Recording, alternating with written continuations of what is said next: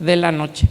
Vamos a abrir nuestras Biblias en Mateo capítulo 25 y quiero irme un poquito rápido porque creo que, no me quiero extender tanto, pero sí hay muchas cosas que tenemos que abarcar el día de hoy y los próximos domingos también. Durante los próximos 3 domingos vamos a estar hablando acerca de Mateo 25 y las 3 parábolas que aparecen en este capítulo de Mateo, donde Jesús está hablando acerca de las cosas del reino.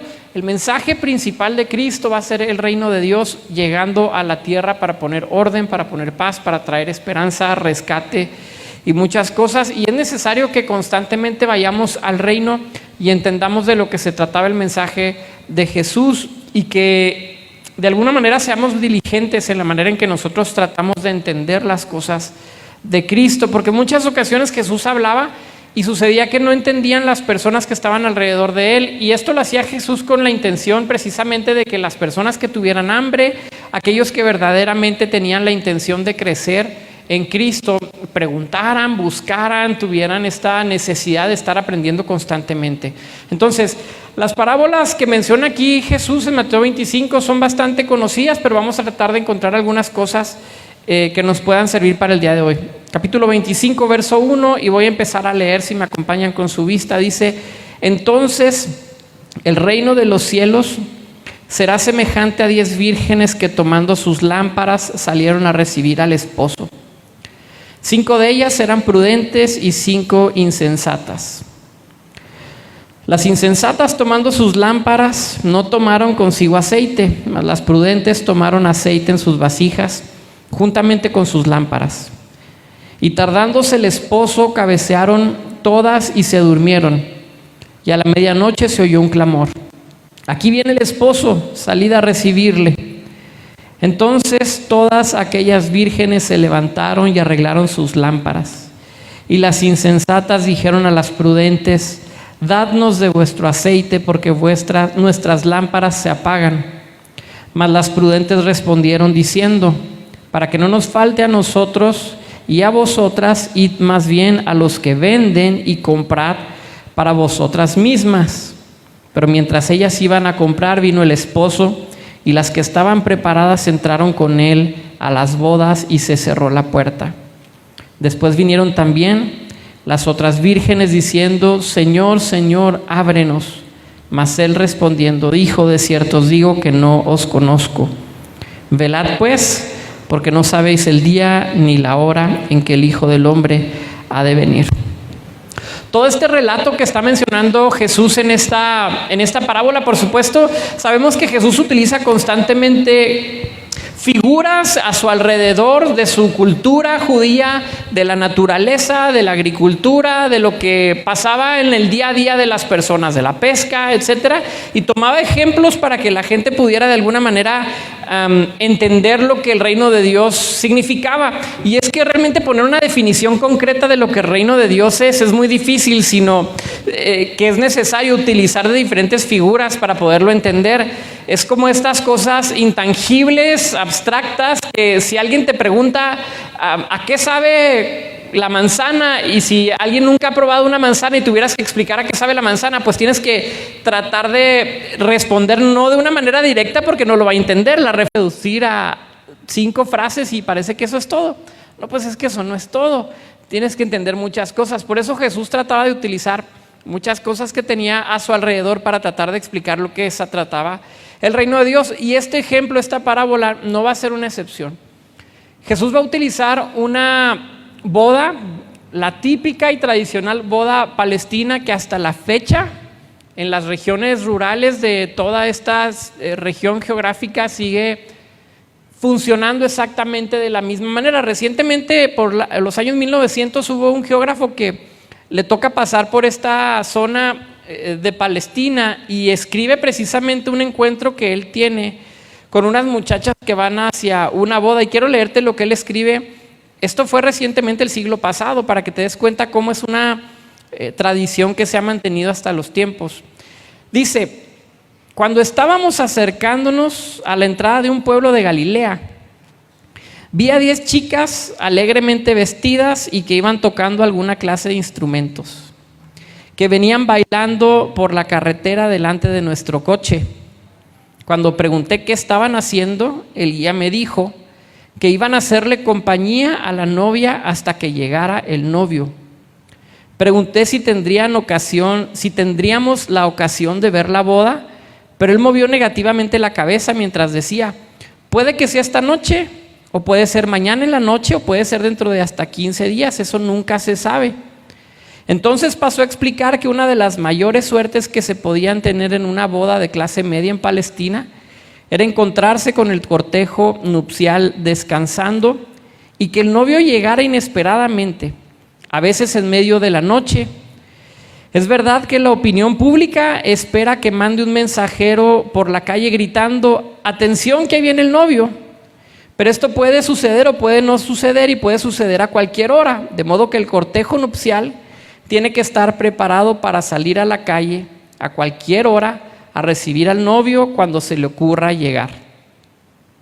Otros detalles importantes son que a nadie se le permite estar en la calle cuando anochece sin una lámpara, y también que una vez que ha llegado el novio y se ha cerrado la puerta, los que lleguen tarde a la ceremonia ya no pueden entrar. Es una tradición que tiene por lo menos 2000 años. No sabemos antes de Jesús desde cuándo comienza esta tradición en las bodas, pero lo que está muy claro es que los discípulos entendían perfectamente la referencia, y Jesús estaba hablando claramente del reino de Dios, pero de una situación particular en el reino de Dios, que es lo que se conoce en los términos bíblicos por el idioma original, la parusía, el regreso de Cristo. Ese momento en que esperamos en que Jesús regrese por segunda ocasión a la tierra y establezca el reino de Dios de una manera plena, completa y total, en el cual todas las naciones, todos los seres humanos, nos explica la Biblia, toda lengua va a confesar que Él es el Señor, toda rodilla se va a doblar delante de Él. Y Jesús estaba tratando de explicarles esta dinámica que a partir de ese momento la iglesia iba a tener que aprender a vivir con ella hasta que Jesús regresara. Por supuesto que las 10 vírgenes significaban esta referencia al pueblo judío, que de alguna manera se quedaron fuera de la espera de Cristo en su primera venida. Todas las palabras proféticas hacia el pueblo judío, sus promesas, la promesa de ser luz a las naciones, la promesa de ser sal en la tierra, la promesa de presentar al Mesías, es una promesa que no se puede cumplir por la necedad de la nación judía.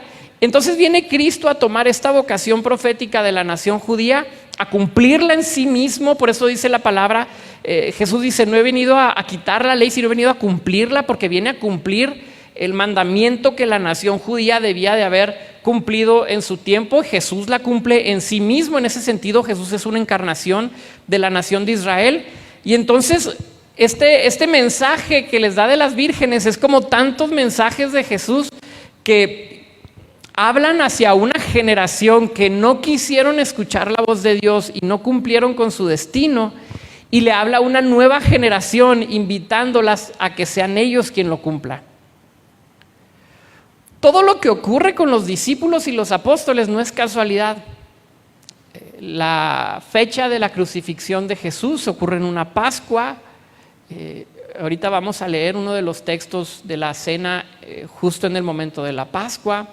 El que hayan sido 12 discípulos nos habla de esta nueva nación espiritual, la nueva vocación de las 12 naciones de Israel ahora son dadas a unos hombres que van a llevar este mensaje aún a los pueblos gentiles.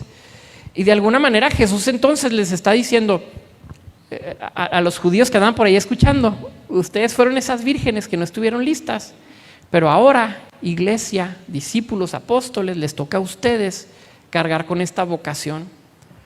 Y esta vocación entonces se vuelve una que requiere de nosotros que estemos velando constantemente. Y velar no es una palabra que nos guste, y mucho menos desvelar, que creo que es casi lo mismo. Pero ayer fuimos a unos 15 años y luego íbamos a la casa y nos dijeron: oye, no, pues que al final va a haber menudo y que por si quieren ir. Y yo le decía: ay Dios, yo ya era no sé si a las 9:30 de la noche nos estábamos yendo, y yo tenía un sueño. Yo decía: hay gente que le gusta velar y desvelarse, ¿no? Yo definitivamente no soy uno de ellos, pero lo que veo es que Jesús les dice: tienes que entender que en tu vida vas a tener que tomar una actitud en el cual estés cuidando constantemente de tu aceite y de tu lámpara. Es un encargo que viene como un mandamiento de parte de Cristo y como una advertencia también. Porque en esta ocasión Jesús no está hablando en términos de maldad o de bondad, no está hablando en términos de pecado y de santidad, está hablando de insensatez y de necedad. Si te fijas, no necesariamente las vírgenes estaban siendo pecadoras o estaban cometiendo un pecado arbitrario que violara la ley de Moisés o que violara la ley de Cristo. El problema es que Jesús le está hablando a la iglesia como personas maduras y les dice, no les voy a hablar de pecado en esta ocasión, pero les voy a hablar de otra situación que quizás los meta en una circunstancia de peligro, que ya no es el pecado el que te amenaza, sino es la insensatez, es la falta de prudencia en tu vida. En muchas ocasiones nos estamos cuidando del pecado y sabemos cuáles pecados están alrededor de nosotros y cuáles son tentación para nosotros, y hacemos un esfuerzo para tratar de luchar en contra de él y vamos a superarlo y vamos a pedirle al Señor y al Espíritu Santo que nos ayude a salir adelante, pero en otras ocasiones es simplemente imprudencia, es insensatez. Esto se traduce en vidas espirituales que no tienen la madurez necesaria para caminar en ese estándar que el Espíritu Santo nos habilita para caminar. Si pensamos en nuestras propias vidas, bueno, mi pecado ya no está tan grave, ya lo tengo más o menos controlado, ya lo dejé atrás, ya no tengo estas ataduras, ya no soy tan así, ya no soy tan asá, me acuerdo cuando era de esta manera y de la otra. Bueno, ahora la invitación es madura, crece en lo espiritual. Porque la insensatez trae consecuencias quizás igual de graves que el pecado. Jesús entonces está hablando del regreso del Señor, del regreso de Cristo, de su regreso para gobernar en esta tierra, y por supuesto que está hablando acerca de la prudencia contra la insensatez. Quiero mencionar 2 puntos y en esto quiero centrarme esta tarde, y si te puedes llevar a tu casa estos 2 puntos, quiero que los tengas bien afianzados en tu corazón. 2 cosas que creo que la parábola nos advierte de manera directa a cada uno de nosotros, y vale la pena que nuestra mente la tengamos bien definida, bien entendida, sobre todo en los tiempos que estamos viviendo, donde el pretexto está a la orden del día para hacer o para no hacer, para vivir o para no vivir, para actuar de ciertas maneras, que puede no ser un pecado deliberado, pero puede ser una actitud imprudente que te lleve a un enfriamiento espiritual. Estaba platicando con un amigo, es director de una casa hogar, y fui a tomarme un café con él esta semana y estábamos hablando de las congregaciones, de las iglesias, y pues la típica pregunta para Aarón siempre es: ¿cómo va la iglesia? Pues así más o menos, a veces van, a veces no van, a veces llegan tarde, a veces no llegan tan tarde. La típica respuesta. Y me estaba hablando de una predicación de un pastor de aquí de México y decía: tienes que escuchar esta predicación que se llama por favor, no vayas a la iglesia, quédate en casa. Y yo dije: ¿de qué se trata esa predicación? Me dijo: escúchala y después me dices qué piensas. Pues fui y vi más o menos ahí unas porciones de la predicación. Y básicamente habla de la insensatez que tenemos a veces como cristianos por creernos más listos que el propio diablo, creernos más listos que nuestra propia maldad y pecado, creernos más listos que los cristianos de hace 100, 200 o 500 años, y creemos que tenemos la fórmula perfecta para vivir en un perfecto equilibrio entre el soy cristiano, pero también comparto muchas cosas que no necesariamente son de Cristo, de Jesús. Y quizás estoy en un ambiente donde creo que tengo un balance perfecto entre lo que Dios pide de mí y lo que el mundo pide de mí, y creo que estoy malabareándolo bastante bien y creo ser el único que lo ha logrado durante 2000 años y creo que voy bien. Cuando pregunto a las personas ¿cómo está la vida espiritual? Pueden decir: pues está bien, vato, estoy bien. ¿Qué significa estoy bien en términos prácticos? Esa es mi siguiente pregunta. Y siempre es a veces leo, a veces oro, a veces hago ciertas prácticas que definen el cristianismo, Porque creo que necesariamente tienen que haber cosas externas que definan que somos cristianos. Me gustan mucho los movimientos, algunos considerados un tanto radicales para algunas personas, pero si recuerdan, hace unos años que vino este personaje de Estados Unidos que invitamos, no sé por qué lo invitamos a él, ahorita que lo he pensado tantos años después, y era un tipo más hippie con rastas, era vegano, dijo que porque como venía en avión teníamos que dejar de usar carros por la contaminación y la huella ambiental y un montón de cosas. Pero era un seguidor de Jesús y tú lo veías desde lo externo. Su apariencia, su manera de actuar, su manera de pensar y la manera en que había acomodado su vida me decía que era una persona diferente a lo que el mundo constantemente me está diciendo que yo tengo que ser. Y no se trata que te dejes rastas, ¿verdad? Yo si apenas tenemos pelo algunos, peor vamos a tener rastas. Pero el asunto es, en ocasiones pienso, ¿cómo es necesario que el cristianismo aprenda a identificarse aún con las cosas externas? Porque hemos abusado de la relación interna entre Dios y yo a tal grado que es totalmente imperceptible, no solamente por las personas ajenas, sino a veces por las personas cercanas. Hemos abusado de esta dinámica cristiana evangélica que nos dice, como eres pastor no tienes que poner sotana, y como somos iglesia evangélica no tenemos que tener un templo, una catedral, y como somos esto, y hemos diluido tantas las cosas que en algún punto también nos hemos diluido con el mundo. En algún punto hemos diluido lo que creemos y sacrificamos las cosas que creemos, porque mientras somos permisivos en ciertas cosas que no necesariamente son pecados, pues un pastor no necesariamente tiene que traer sotana o traje en la versión pastoral de hace 20 años. No necesariamente tienes que traer saco y corbata. Pero hemos encontrado y se ha dado en algunas partes, sobre todo en algunas ciudades en Estados Unidos, los grandes movimientos evangélicos de las iglesias, donde aún la vestimenta se convierte en una situación de vanidad y de pecado.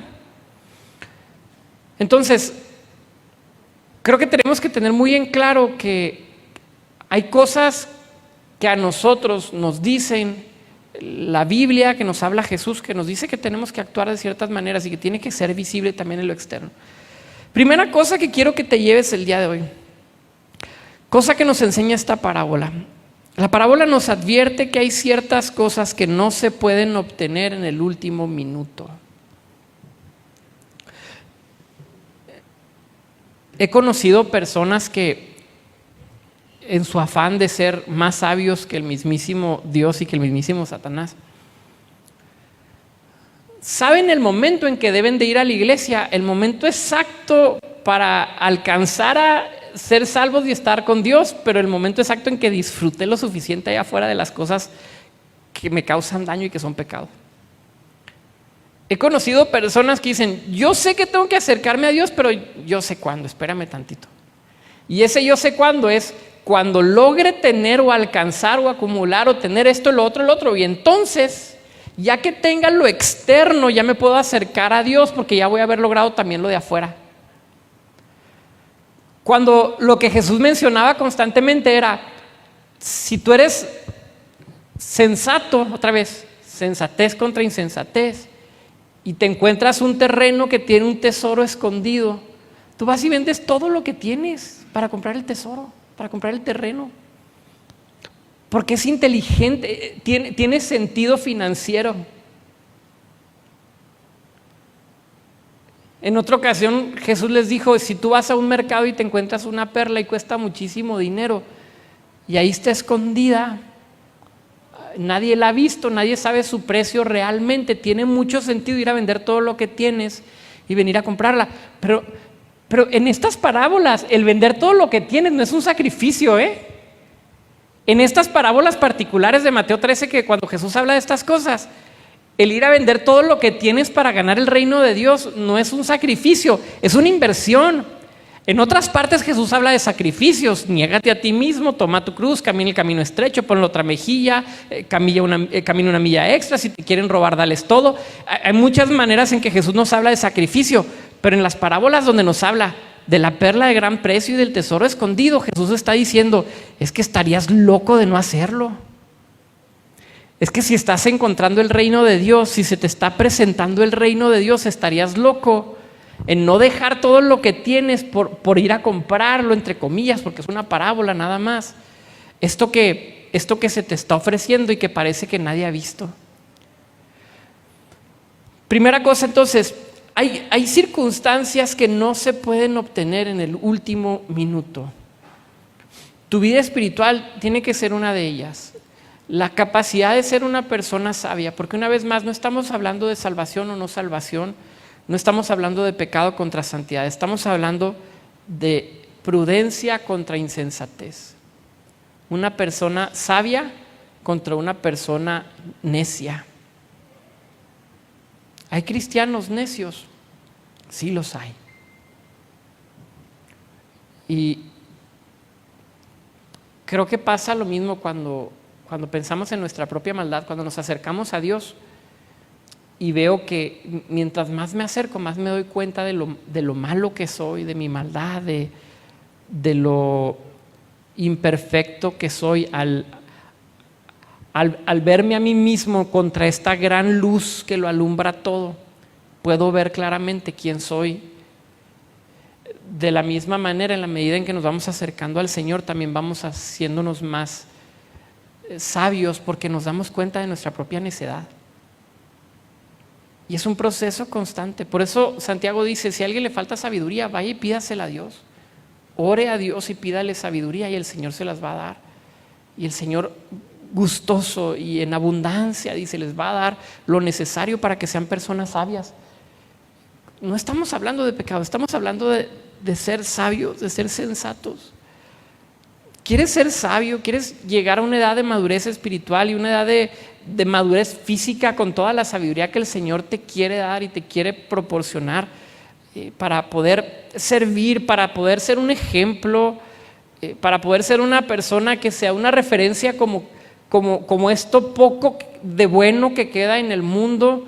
Y esto no hablando de jactancia, pero sabiendo que el mundo está buscando personas honestas y que digan, ay, por fin si hay una persona que no me hace tranza.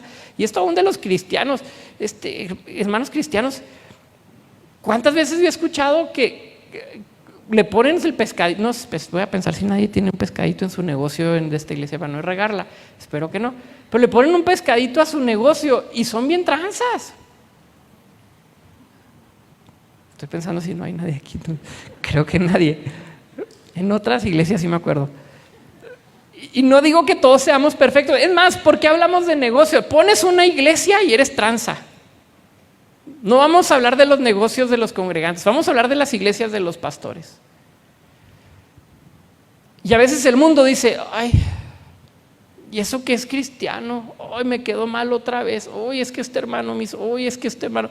Uy, es que mi jefe era cristiano y mira cómo me trató. Uy, es que todo esto y esto y esto y esto y esto y esto. Y te das cuenta que el mundo está esperando. Hay sed en el mundo por ver algo de bondad, de justicia.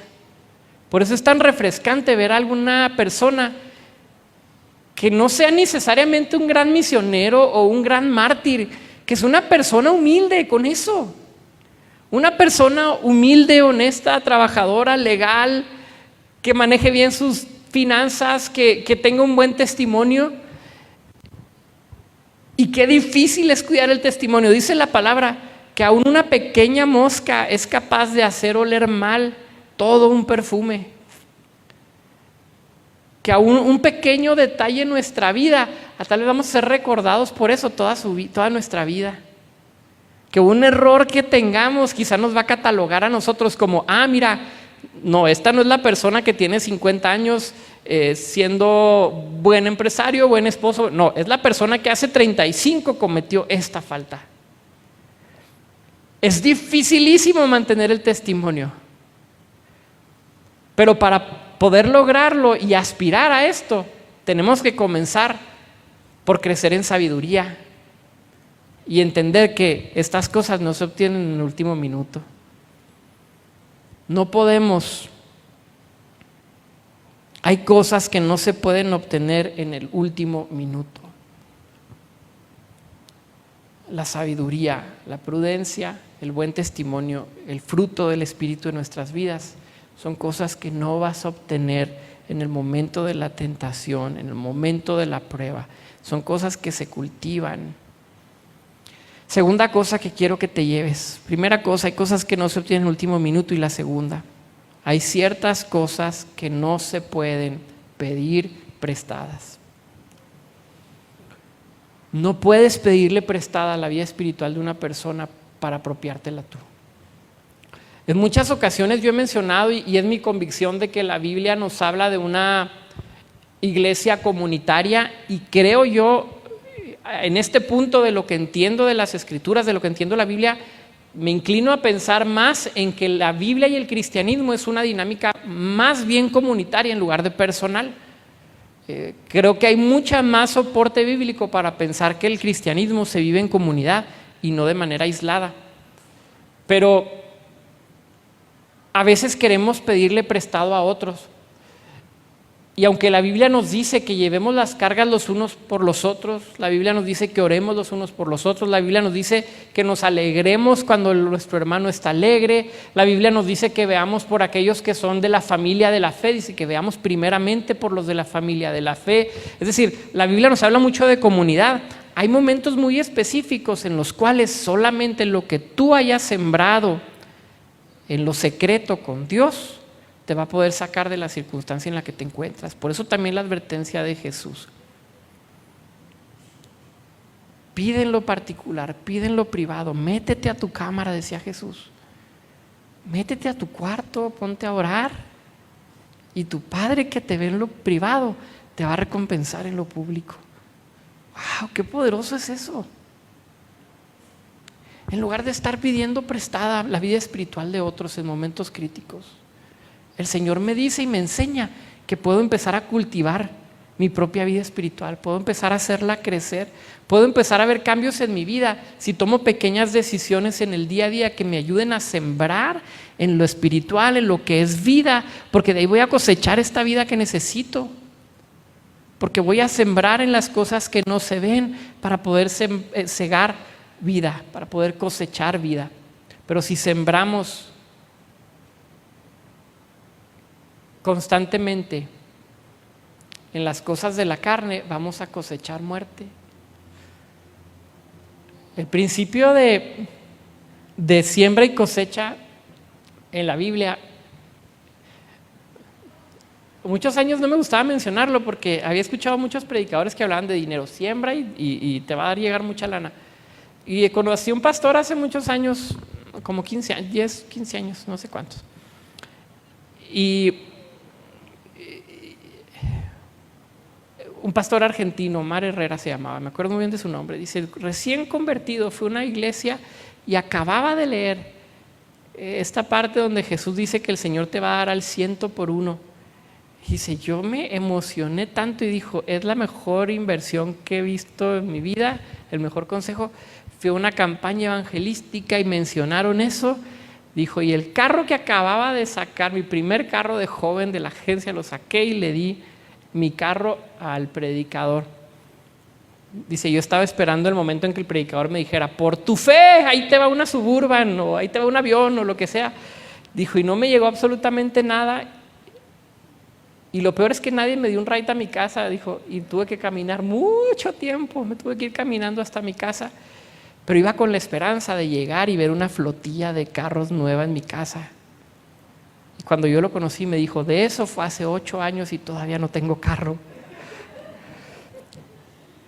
Y nos estaba predicando de los corintios, cuando Pablo les dice a los corintios, les dice, por amor a ustedes voy a gastar lo que es mío. Y luego dice Pablo, y aún me voy a gastar a mí mismo, por amor a ustedes. Y lo que el pastor trataba de decirnos es, la Biblia a veces te habla de estas inversiones como la perla, donde vendes lo que tienes, dejas las cosas del mundo por ganar el reino de Dios. Y decía, pero hay otras ocasiones donde te habla de que te vas a tener que gastar a ti mismo. vas a tener que gastar lo que tienes y te vas a tener que gastar a ti mismo por amor a tus hermanos. Y vale la pena, y es bueno, y trae satisfacción, y trae gozo, y trae fruto.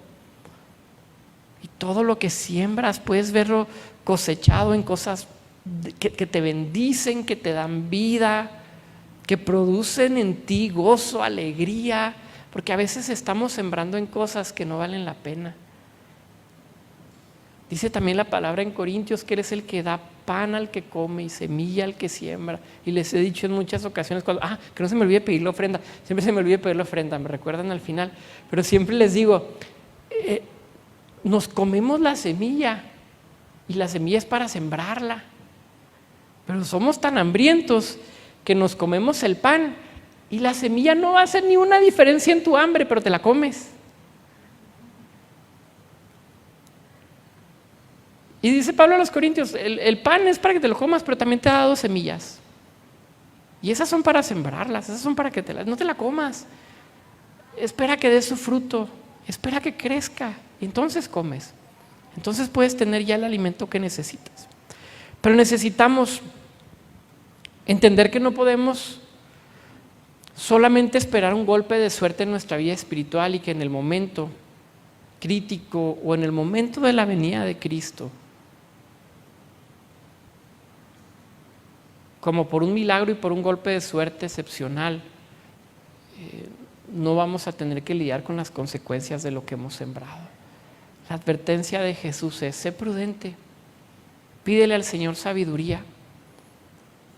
Hay cosas que no puedes obtener en último momento y hay cosas que no puedes pedirlas prestadas. Quisiera orar, si me acompañas cerrando tus ojos. Señor, tú nos hablas con tanto amor, con tanto cuidado, y es tu palabra la que edifica nuestros corazones.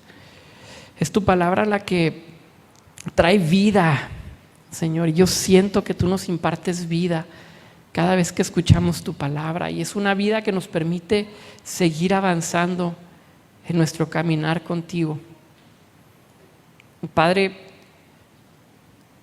pedimos con toda humildad, reconociendo nuestros pecados y reconociendo nuestras debilidades, que nos permita ser sabios, que la imprudencia, la necedad vaya muriendo en nosotros, que vaya desapareciendo en la medida en que va creciendo en nosotros este espíritu de sabiduría, esta paciencia, gozo, paz, todo este fruto que tú nos das a través de tu espíritu. Señor, ayúdanos a que crezca y ayúdanos a ser lo suficientemente sabios en este momento para empezar a sembrar en las cosas que son eternas. Ayúdame a sembrar, Señor. Ayúdame a sembrar, Padre Santo, en las cosas que perduran. En el nombre de Jesús. Amén, amén. ¿Habrá alguna persona que nos esté visitando por primera vez? Veo cubrebocas nuevos, ahora sí tengo que decir. Veo cubrebocas nuevos. Ay, sí. 3, hermano. ¿Cómo se llama, hermano? ¿Cómo? Eduardo. Samaí. Tania. Vania. Jania con J. Muy bien. Bienvenidos, qué bueno. No sé si alguien más, alguna persona nueva que nos esté visitando por primera vez. No sé si Adrián ya es parte del inventario aquí. No sé si les hemos dado, ya les dimos unos kits de bienvenida. Bienvenidos, siéntanse bienvenidos. Ahí viene una hojita, si no me equivoco, para que nos pasen sus datos y poder estar en contacto. En caso de que no venga, de todas maneras quisiéramos tener sus teléfonos para invitarlos aquí a las cosas que tenemos. Siéntanse bienvenidos. Vamos a tener nada más a dedicar unos minutos a este acto sumamente importante que es la Santa Cena. Entonces, si me ayudas, Anita, a repartir, y si ahí alguien le puede ayudar, a mi hermana ahí le va a estar ayudando. En la congregación tenemos 2 sacramentos. Tengo la convicción de que en la iglesia evangélica tenemos 2 sacramentos. Uno, el bautismo, que hace un mes y medio tuvimos bautismos aquí en la congregación, y el segundo, que es el partimiento del pan y del vino a través de la Santa Cena.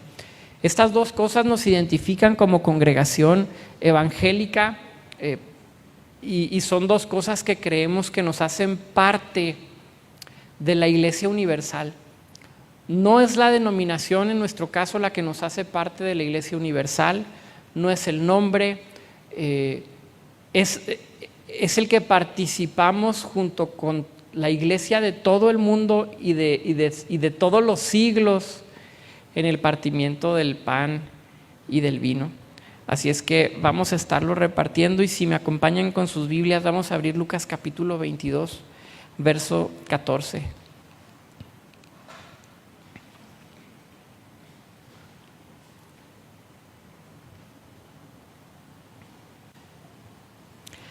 Los requerimientos para la copa y el pan en nuestra congregación es simplemente comprender, discernir, dice Pablo a los Corintios, el cuerpo de Cristo.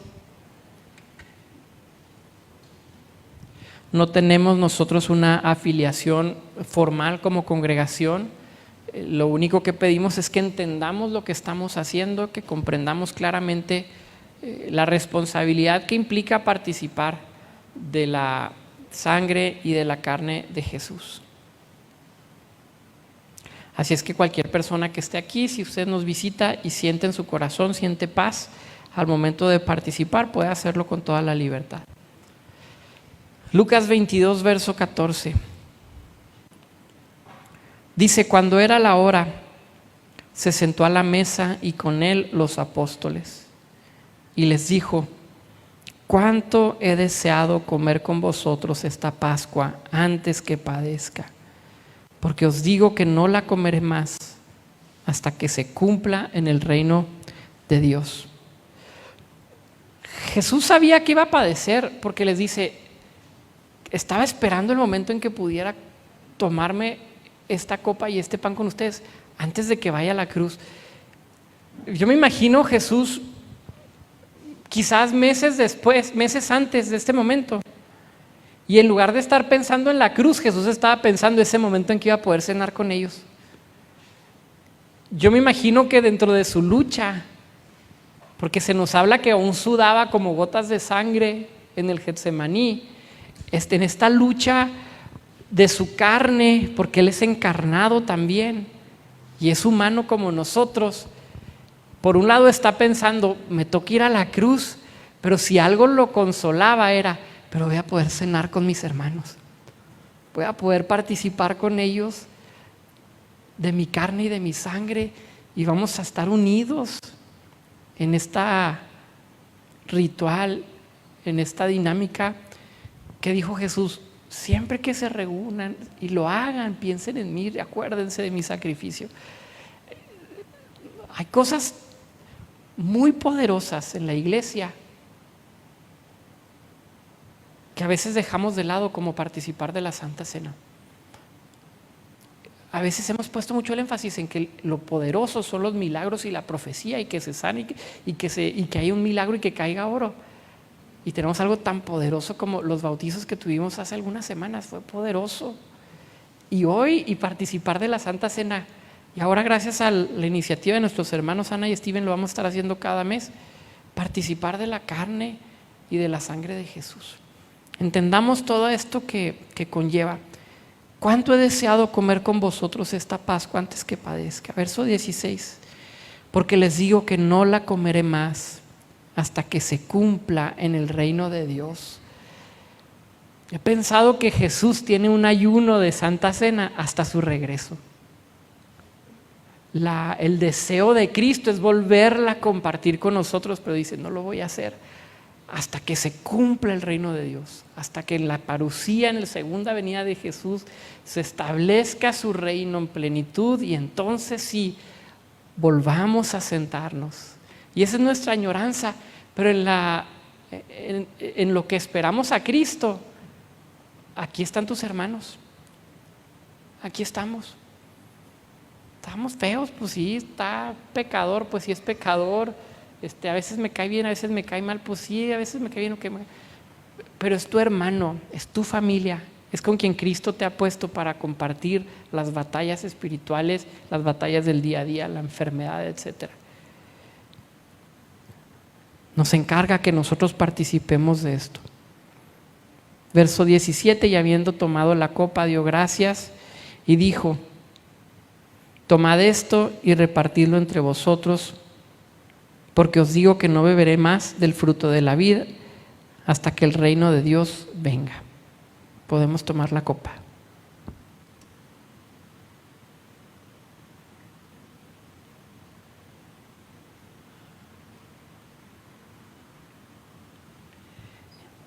Y tomó el pan y dio gracias.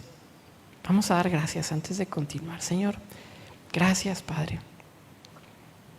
Gracias, Señor, porque tú nos provees el alimento natural y también nos provees el pan que descendió del cielo, este Jesús, este pan que trae vida eterna, Señor, que quita de nosotros toda hambre, toda sed y sacia esta parte de nuestra alma que tiene tanta necesidad de ti, Señor. Damos gracias por este pan. Y lo partió y les dio diciendo: esto es mi cuerpo que por vosotros es dado. Haced esto en memoria de mí. Tomamos el pan.